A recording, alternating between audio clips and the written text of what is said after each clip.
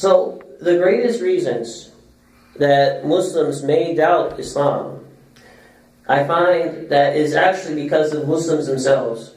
In other words, Muslim A has terrible encounters with other Muslims. He says, what kind of religion is this? Or she says, what kind of religion is this? You know, the husband was abusive, or they encountered misogynist people, or they encountered sexist people, or they encountered extremists. They say, what kind of religion is this? The other part that maybe like individual Muslims may have problems about Islam is because of the values of the wider society that we live in. Because the wider society has values or has practices or has allowances that are very different from what Islam teaches and from what Islam advocates.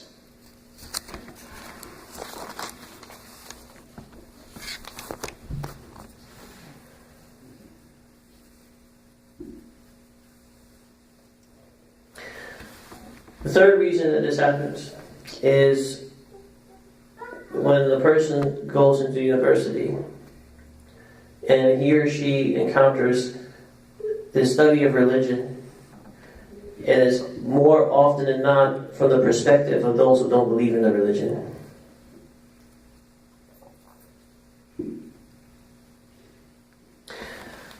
So let me finish this up with this statement, with this advice.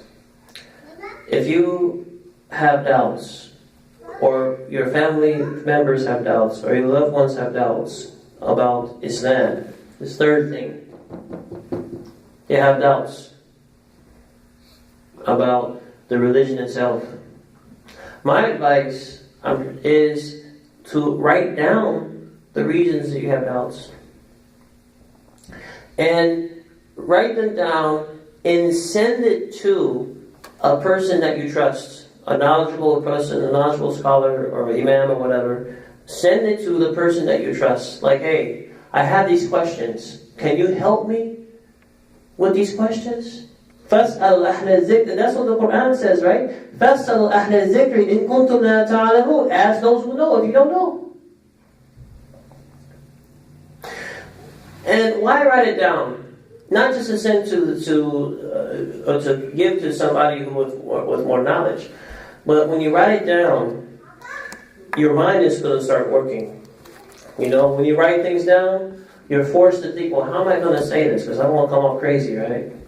So, how am I going to say this in the right way? And so you're forced to think about it. And the process of thinking about it may, in fact, you may end up answering the question for yourself. You may not even need to send it to the guy. And this is all the better. And remember what the Prophet said, that thinking for an hour, contemplating is better than a year's worth of worship. So this is all part of the process of thinking.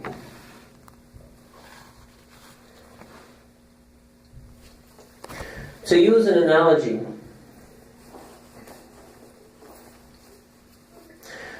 you know, these days you have televisions, and it seems kind of hard to turn off the television. If you can't find a remote to turn off the television, you know, you gotta walk over to the television, and you know, sometimes like it's kind of hard to tell where the switch is, how I gonna turn off this damn thing. You know, it's kind of hard to do. But you know, you eventually figure it out, and you know, that's all the better. You learn it for yourself. So maybe it was a very silly analogy, but you made some effort and you gained a small benefit.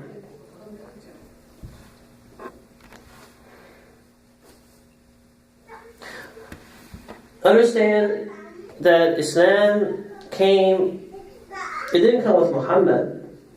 In other words, Muhammad sallallahu alaihi wasallam is not the founder of Islam. Rather, he's the final and the most expressive teacher of it. I mean, what is Islam? Islam is an Arabic word which means submission to God. All of the prophets and all of the messengers of God preached Islam. Jesus says, alayhi salam, according to the Bible, he says, love the Lord with all your heart, mind, and soul. Love your neighbor as yourself. All the law and the prophets hang on these 2 points. This is what Jesus says, alayhi salam, according to the Bible. That's a very beautiful description of Islam. That's a very beautiful description of the idea of submitting to God. So Islam was taught by all the prophets. And not only that, Islam, or the notion of submitting to God, is innate. It's innate. And Islam essentially was a process that has been completed with the coming of Muhammad sallallahu alaihi wasallam, and the coming of the Quran given to Muhammad.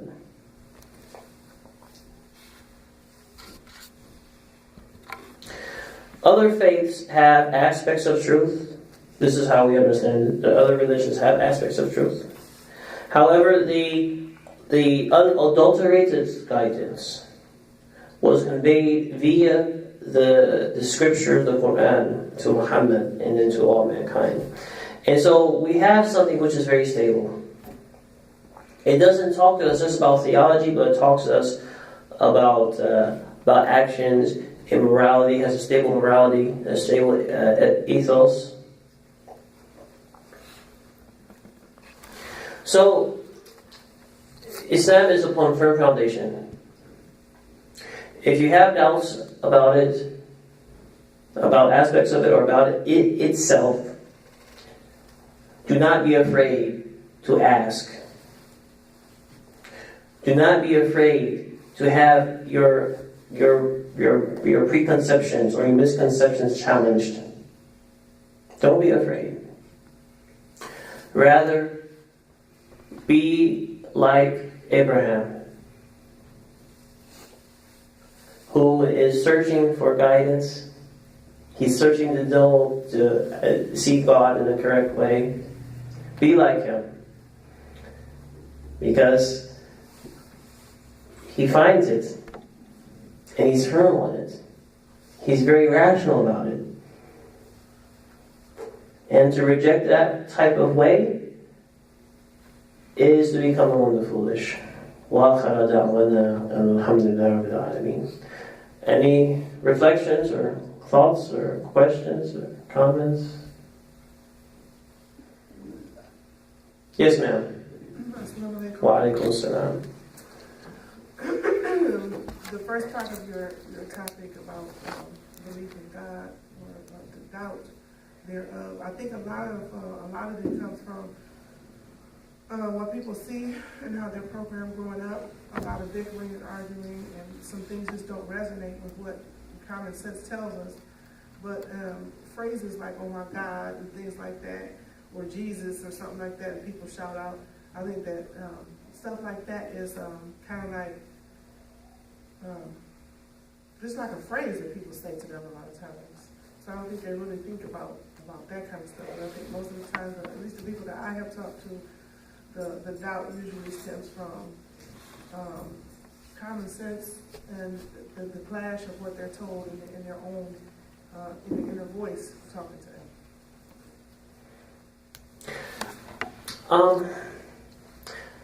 I've studied a lot of the accounts of people who come to become atheists, and generally, I mean, even atheism itself as a phenomenon has basically come from people of Christian backgrounds. Some of the greatest theologians, the greatest atheist thinkers have been people who were, raised in theology, and particularly in Christian theology. And yeah, that's true. The Trinity didn't make sense to them, or certain aspects of the Christian theology didn't make sense to them, and they said, well, this is the only idea they had about God, so they only conclude that God doesn't exist. But, the Prophet Muhammad said that that every child is born of what is called fitrah, something which is innate. And, something which is innate is, you're not conscious of it. It's just like breathing, right? We're not conscious of our breathing. We're not conscious of the cells, at work in our body, right? We're not conscious of that stuff. But it's there. And so I think that the innate aspect gets expressed when people say, "Oh my God," or its equivalent, even if they proclaim that they consciously don't believe in God's existence. But I don't know. Maybe this is prejudice on my part. Just as we have a microphone, and we have all these things that clearly have purpose, Allah says to look at this whole universe, and even to look at our own selves, look at the functions of the functions of the human body. That these things, show us that we're manufactured, and that everything else in creation is manufactured. So, now it's one thing to reject religion, a particular religious view about the divine, or a particular philosopher's view about the divine. But to reject the divine himself, I find this to be utterly irrational when I see, just my own body, the function of my own body. It's just my view. I hope it's not prejudice, but it's my view. Any other reflections or comments?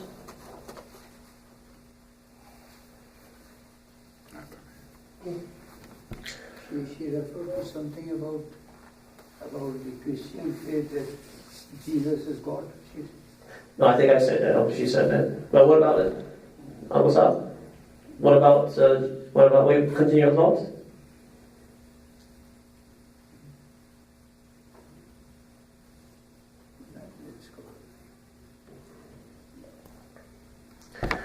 Okay. Well, yes. You talked a little bit about, language and how listening to the Quran can help even if you don't understand it. I do listen to recitation of the Quran sometimes, especially when I'm driving, because I have such a long commute. But I find because I don't really understand the totality of it, because I don't speak Arabic, after a while my mind will kind of start to wander, and I have to turn it off. And I think I think for some people, that's kind of a tough thing to deal with. I know one person who told me that she started praying in English because she just saying in Arabic and not understanding it, but she couldn't make a connection to it. So I don't know. I guess the language, it can be a barrier sometimes, especially when you're trying to make that connection to Allah, because it helps to understand what you're actually saying. Okay. It's reasonable what you said.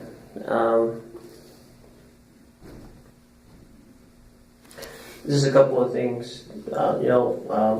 As part of our belief is that the Quran was revealed from God to the Prophet Muhammad, and so the language is not just Arabic as language, but really that these are the words, kalimatullah, right? That these are the words of Allah. And so the words of Allah, even if you don't understand, every single word in the language, the words of Allah still have a great amount of power, meaning that they penetrate the soul. And I know this is not a good analogy, but I'll use it anyway. It's just like you ever been to the opera? You go to the opera, and you hear the singing in Italian language, or sometimes you hear music. You hear music in Arabic, or you hear music in Hindi. You listen to music in Hindi, or listen to music in Portuguese, and maybe you don't understand Portuguese, or maybe you don't understand Hindi. But, just as you enjoy and benefit, the same thing with listening to the Quran.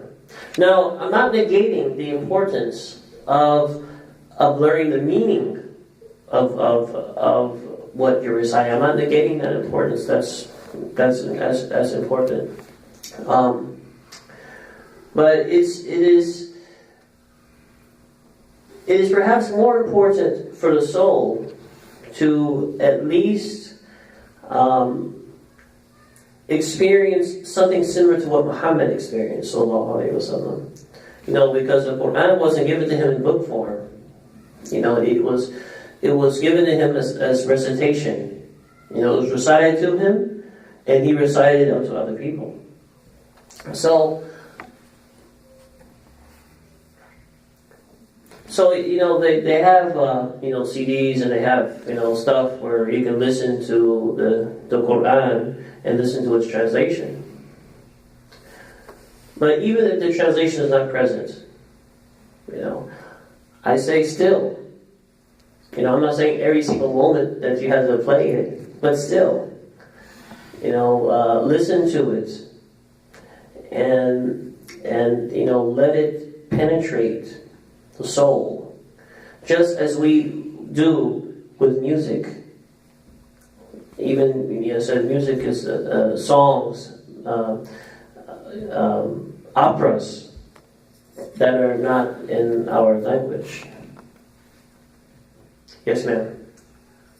In response to what she's saying, I think that it's okay sometimes to take a break, because that does happen, and I think that it's okay to because I have to do that too sometimes when I'm listening to it on my phone.